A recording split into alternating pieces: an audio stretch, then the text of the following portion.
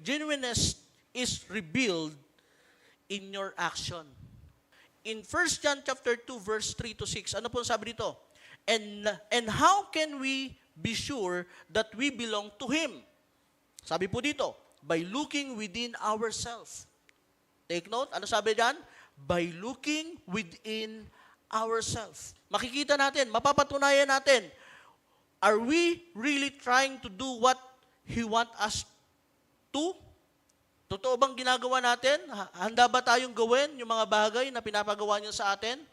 And verse 4, sabi dito, someone may say, I am a Christian. Minsan tayo, bold na bold tayo sabi, ay, Kristiyano ako eh.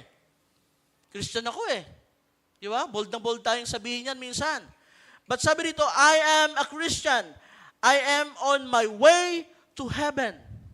Very proud. Di ba?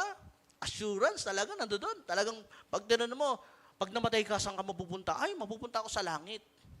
Di ba? Siyempre, wala ka naman tatanungin na gustong mapunta sa impyerno. Di ba? Wala naman ganun. So, ano sabi niya dito? I belong to Christ. But if he does not do what Christ tell him to do, ano sabi diyan? Pakibasa ng malakas. He is a liar. He is a liar. Kaya mga kapatid, hindi po biro sasabihin mo, Kristiyano ako eh. Proud na proud ka eh. Wala masama maging proud eh. Pero kung magiging proud ka, dapat sumusunod ka. Kasi kung pinagyayabang mo that you are a Christian, pero hindi ka sumusunod sa bagay na pinapagawa ng Panginoong Hesus, ano sabi diyan? He is a liar. But those who do what Christ tell them will learn to love God more and more.